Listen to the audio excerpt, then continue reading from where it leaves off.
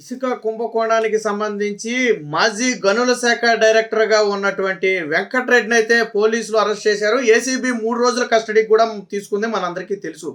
అయితే తాజాగా ఏసీబీ కస్టడీలో వెంకటరెడ్డి కొన్ని సంచలన విషయాలను బయటపెట్టినట్టుగా తెలుస్తుంది. దాదాపుగా 3 రోజుల కస్టడీ అయితే ముగిసింది. 60కి పైగా ప్రశ్నలు అయితే అధికారులు సంధించారు. అందులో కొన్ని ప్రశ్నలకు మౌనంగా ఉండిపోయినప్పటికీ కూడా మరి కొన్ని ప్రశ్నలకైతే అవును కాదు అనే రూపంలో అయితే సమాధానం ఇచ్చినట్టుగా తెలిసింది. దీంతో ఏసీబీ అధికారులు కూడా కొంచెం తెలివిగా కొంతమంది వ్యక్తులు పేర్లు చెప్పి వీరి ప్రమేయం ఉందా లేదా అని మౌలికంగా అడిగే ప్రయత్నం చేశారు. అందులో కొన్ని పేర్లకు వాళ్ళ ప్రమేయం ఉందన్నట్టుగా సమాధానం ఇచ్చారు, మరి కొన్ని పేర్లకు వారి ప్రమేయం లేదన్నట్టుగా సమాధానం ఇచ్చినట్టు తెలుస్తుంది. ఇక కొంతమంది కీలక వ్యక్తుల పేర్లు వచ్చినప్పుడు మాత్రం అటు అవునని కానీ ఇటు కాదని కానీ సమాధానం చెప్పకుండా వెంకటరెడ్డి మౌనంగా ఉండిపోయినట్టుగా తెలుస్తుంది. అయితే ఏసీబీ అధికారులు ప్రాథమికంగా సేకరించినటువంటి ఆధారాలను ముందు పెట్టి ప్రశ్నించినప్పుడు వెంకటరెడ్డి కొద్దిగా ఇబ్బంది పడినట్టుగా అయితే తెలుస్తుంది. అయితే అధికారులతో వెంకటరెడ్డి కూడా కొన్ని మాట్లాడినారంట. మీరు నన్ను అరెస్ట్ చేసినా వెనక ఎవరు నడిపారనేది మీ అందరికీ తెలిసిన విషయమే, తెలియందేమీ కాదు. నేను ఆ రోజు ఎలాంటి నిస్సహాయ స్థితిలో సంతకాలు పెట్టుంటానో మీ అందరూ అర్థం చేసుకోగలరు. కానీ ఆ రోజు నాకు తప్పని పరిస్థితుల్లో నేను పెట్టాను. ఇంతకు మించి నేనైతే ఏమీ చెప్పలేనని చెప్పి ప్రశ్నిస్తున్నటువంటి అధికారులకైతే వెంకటరెడ్డి నాయుడు చెప్పినట్టు తెలుస్తుంది. కొన్ని సందర్భాల్లో గట్టిగా నొక్కిబట్టి ప్రశ్నలు అడిగిన సందర్భంలో వెంకటరెడ్డి సమాధానం చెప్పలేక అధికారులకు దండం పెట్టి నన్ను వదిలేయమని వేడుకున్నట్టుగా కూడా కొన్ని కథనాలు అయితే బయటకు వస్తున్నాయి. మొత్తంగా వెంకటరెడ్డి ఇచ్చినటువంటి సూచనల ఆధారంగా వారు ఎవరు ప్రాథమికంగా ఇందులో ఇన్వాల్వ్ అయ్యారు అనే దాని మీద ఏసీబీ అధికారులకైతే ఒక స్పష్టత వచ్చినట్టుగా చెప్తున్నారు. అందులో కొంతమంది ప్రభుత్వ అధికారుల పాత్ర ఉంది, అలాగే మరి కొంతమంది కీలక నేతల పాత్ర కూడా ఉన్నట్టుగా ఏసీబీ అధికారులు అయితే మౌలికంగా గుర్తించారు. ఇప్పటికే దీనికి సంబంధించి కొంత సమాచారాన్ని చైన్ రూపంలో ఎక్కడెక్కడ లింకులు ఉన్నాయనేది ఆల్రెడీ ఏసీబీ అధికారులు రెడీ చేసి పెట్టుకున్నారు. సో దాన్ని ఈరోజు వెంకటరెడ్డితో ప్రశ్నల రూపంలో టాలీ చేసుకునే ప్రయత్నం చేశారు. అందులో మెజారిటీ వారి అనుమానాలు అయితే నిజమైనట్టుగా తెలుస్తుంది.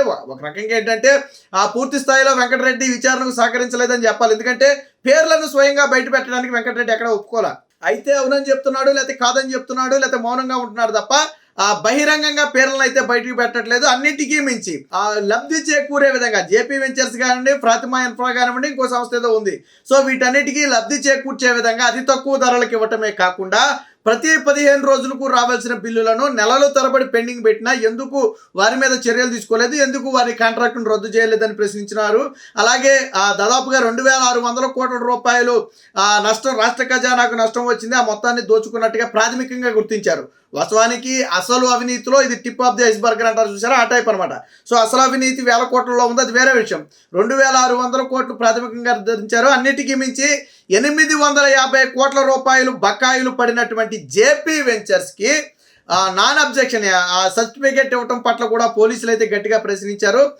దానికి వెంకటరెడ్డి అయితే ఒక సమాధానం చెప్పినట్టుగా తెలిసింది. వాస్తవానికి 850 కోట్లకు ఎన్ఓసి ఇచ్చే స్థాయి నాది కాదు, నాకు తెలుసు.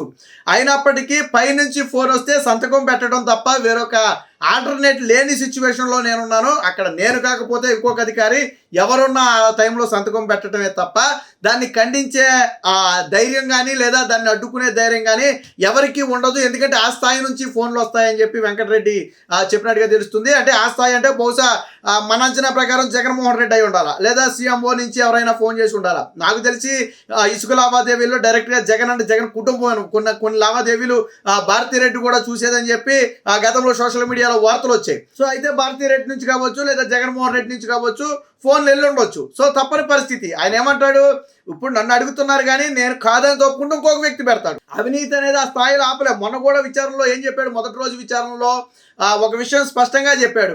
అడ్డుకునే ధైర్యం కానీ దమ్ము కానీ ఆ రోజుల్లో ఏ ఐఏఎస్ ఐపీఎస్ అధికారికి లేదు. కేవలం ఇది మైనింగ్ మాత్రమే కాదు, ఇసుక మాత్రమే కాదు, మీరు ఏ శాఖ తీసుకున్నా ఆ శాఖలో ఫోన్ వస్తే సంతకం పెట్టడం తప్ప వేరొక ఆల్టర్నేట్ ఏ ఐఏఎస్ ఐపీఎస్ అధికారికి నాడు లేదు అని స్వయంగా వెంకటరెడ్డి అయితే చెప్పడం జరిగింది. అంటే వైసీపీ హయాంలో ఐఏఎస్ ఐపీఎస్లను కానివ్వండి లేదా ఇతర శాఖల నుంచి డిప్యూటేషన్ మీద వచ్చిన వాళ్ళు కానివ్వండి. వాస్తవానికి వెంకటరెడ్డి కోస్ట్ గార్డ్కి సంబంధించినటువంటి వ్యక్తి. సో అందులో ఒక సీనియర్ ఆఫీసరు. సో తర్వాత డిప్యూటేషన్ మీద దీనికి వచ్చాడు అనుకుంటే అది వేరే విషయం. కానీ జగన్మోహన్ రెడ్డి చేతిలో కీలుబొమ్మలాగా మారిపోయాడు. ఎందుకు మారిపోయాడు అంటే సరే కొంత జగన్మోహన్ రెడ్డి మీద అభిమానంతోనే వచ్చి ఉండొచ్చు. కానీ వచ్చిన తర్వాత జగన్మోహన్ రెడ్డి చెప్పింది చేయడం తప్ప నీతి నిజాయితీగా పనిచేసే అవకాశం జగన్మోహన్ రెడ్డి ఇవ్వాల. తప్పని పరిస్థితుల్లో పనిచేయాల్సిన ఆ పరిస్థితి ఏర్పడింది మీకు. ఫర్ ఎగ్జాంపుల్ ఐఏఎస్ శ్రీలక్ష్మి కానివ్వండి, బీపీ ఆచార్య కానివ్వండి, వీళ్ళందరూ జగన్మోహన్ రెడ్డి అక్రమాస్తుల కేసులో అరెస్ట్ అయినప్పుడు కొన్ని విషయాలు చెప్పారు. ఏమని? ఆ రోజుల్లో రాజశేఖర రెడ్డి సంతకం పెట్టమంటే, ఒక ముఖ్యమంత్రి సంతకం పెట్టమంటే మేమేం చేస్తాం, పెట్టామని చెప్పారు. సరే అప్పటికే రాజశేఖర రెడ్డి తర్వాత చనిపోయడం కంటే అది వేరే విషయం. కాబట్టి అంటే ఒక ముఖ్యమంత్రి స్థాయి వ్యక్తి పెట్టమంటే చేసేదే ఉండదు.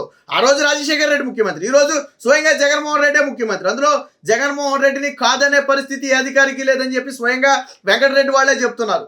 నా గురించే కాదు, నేను అందరి గురించి మాట్లాడుతున్నాను. ఐఏఎస్ ఐపీఎస్ కూడా జగన్మోహన్ రెడ్డిని ఎదిరించే పరిస్థితి లేదని చెప్పి స్వయంగా వెంకటరెడ్డే చెప్తున్నాడు. అంటే అంత దారుణమైన పరిస్థితులు ఉన్నాయి. మొత్తంగా ఏసీబీ అధికారులు ఈ 3 రోజుల్లో 60 ప్రశ్నలు సంధించి కొన్ని కీలక ప్రశ్నలకైతే సమాధానం అయితే రాబట్టినట్టుగా తెలుస్తుంది. వారికి అనుమానం ఉన్నటువంటి వ్యక్తుల పేర్లను వెంకటరెడ్డి ముందు ప్రస్తావించి వారి పాత్ర ఉందా లేదా అనేది ముందు క్లారిఫై చేసుకున్నారు. సో వీరికి అనుమానం ఉన్నట్టుగానే చాలామంది కీలక నేతల పాత్ర ఉన్నట్టుగా వెంకటరెడ్డి అయితే అంగీకరించడం జరిగింది. అందుకనే టెండర్ నిబంధనలు మార్చేయడం కానివ్వండి, తక్కువగా కోట్ చేసినా కానీ ఇవ్వడం కానివ్వండి, ఎక్కువ మంది పాల్గొనకుండా బెదిరించడం కానివ్వండి, ఇలా 1 కాదు 2 కాదు అనేక విధాలుగా రాష్ట్ర ఖజానాకు నష్టం చేకూర్చారు. సో దీని వెనక కర్త కర్మ నేను కేవలం పాత్రధారిని మాత్రమే, అసలు సూత్రధారులు వేరే ఉన్నారని చెప్పి వెంకటరెడ్డి మొదటి రోజే చెప్పాడు. ఇందులో కేవలం చెప్పింది చేయటం వరకే నా పని, కానీ చెప్పిన వ్యక్తులు వేరే ఉన్నారు, చెప్పిన వ్యక్తుల స్థాయి వేరే ఉంది. ఆ టైంలో నేను చేయటం తప్ప నాకు వేరే ఆప్షన్ లేదు. కానీ ఈరోజు నేను బలిపశువునిగా మారారు, వారందరూ కూడా తప్పించుకుంటున్నారని చెప్పి కొంత ఆవేదన అయితే వ్యక్తం చేశారు. 3 రోజుల కస్టడీలో దాదాపుగా మౌనంగా ఉన్నప్పటికీ కూడా మౌనం అర్ధాంగీకారం అంటారు. అలాగే కొన్ని పేర్లు చెప్పినప్పుడు అటు అవునని కానీ ఇటు కాదని కానీ చెప్పలేదు. అంటే చెప్పలేదు అంటే ఖచ్చితంగా అది అవుననే అర్థం. ఖచ్చితంగా 100% అవుననే ఉంటుంది. కాదు అంటే ఈజీగా చెప్పొచ్చు, బట్ అవుననేదే మనం ఈజీగా చెప్పలేం. ఫర్ ఎగ్జాంపుల్ జగన్మోహన్ రెడ్డి పాత్ర ఉందని ఏసీబీ అధికారులు అడిగారు అనుకోండి, ఉంది అని డైరెక్ట్ చెప్పలేడు, భయం. సో దానికి మౌనంగా ఉండొచ్చు. లేదా భారతీరెడ్డి పాత్ర ఉందని అడిగాడు అనుకోండి, చెప్పలేకపోవచ్చు. అలాగే సజ్జల రామకృష్ణారెడ్డి పాత్ర ఉందన్నారు అనుకోండి, గొప్పకుని చెప్పలేకపోవచ్చు. అలాంటి పెద్ద పెద్ద వ్యక్తుల పేరు చెప్పలేకపోవచ్చు. బట్ మౌనంగా ఉన్నారు అంటే దానికి అర్థం అంగీకారం అనే అర్థం. లేదు అంటే ఈజీగా వాళ్ళ పేరు లేదని చెప్పొచ్చు. అసలు ఎంత ఇసుక జగన్మోహన్ రెడ్డి హయాంలో జరిగిన అతిపెద్ద స్కామ్లో ఇసుక స్కామ్ ఒకటి, లిక్కర్ స్కామ్ ఒకటి. So liquor scam Vasudeva Reddy already అది విచారణ సాగుతుంది. మరో పక్క ఇసుక స్కామ్ మీద వెంకటరెడ్డిని విచారణ చేస్తున్నారు. ఏది ఏమైనా వెంకటరెడ్డి ఇచ్చినటువంటి విచారణలో ఇచ్చినటువంటి కొంత సమాచారం కానివ్వండి, లేదా సిఐడి ఏసీబీ అధికారులకు ఉన్నటువంటి కొన్ని అనుమానాలను అయితే నివృత్తి చేసుకున్నట్టుగా తెలుస్తుంది. దీని ద్వారా మరికొంతమందిని ఈ కేసులో విచారించడానికి అవకాశం ఏర్పడిందని చెప్పి ఆఫ్ ద రికార్డ్ కొంతమంది అధికారులు కూడా చెప్తున్నారు. మొత్తంగా ఇసుక అక్రమ రవాణాకు సంబంధించి కానివ్వండి, లేదా ఇసుక స్కామ్కు సంబంధించి కానివ్వండి, భారీ అవినీతి జరిగిందనేది వాస్తవం. వెంకటరెడ్డి కూడా అవినీతి జరిగిందనే ఒప్పుకుంటున్నాడు తప్ప మా హయాంలో ఎటువంటి అవినీతి జరగలేదు, ఏ విచారణకైనా సిద్ధమని వెంకటరెడ్డి చెప్పటం లేదు. మాకు అవినీతిలో పాత్ర లేదని వెంకటరెడ్డి చెప్పటం లేదు. ఏమని చెప్తున్నాడు? ఆ రోజు మేము సంతకం తప్పనిసరిగా పెట్టాల్సిన పరిస్థితి వచ్చింది, కాదు అనే ధైర్యం కానీ దమ్ము కానీ అది కానీ మా దగ్గర లేదు కాబట్టి మేము సంతకాలు పెట్టామని చెప్పి స్వయంగా చెప్తున్నాడు. మొత్తంగా ఈ వెంకటరెడ్డి ఇచ్చిన సమాచారంతో ఇసుక స్కామ్లో జగన్మోహన్ రెడ్డికి మరింత బలంగా ఉచ్చు బిగుసుకుందనేది అర్థమవుతుంది.